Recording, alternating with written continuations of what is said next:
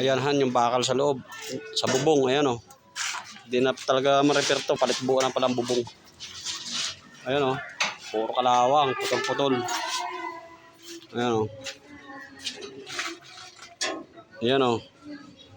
Oh. Putol-putol lahat. Kinain na ng kalawang eh. Sobrang matanda na kasi itong sidecar na to. Ayan o. Oh. Paano hindi malaki gastos dyan eh. Yung ilalim di ko na nabidyohan kasi ano ako kanina, break in. Ito lang inabot ko nung binabaklas ni pare. Pero yung ilalim na palitan na ng mga malalaking bakal. Ito na lang bubong.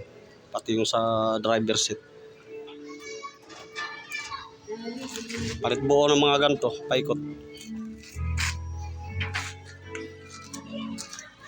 Ayan yung ilalim, mga malalaking bakal na yung napalit.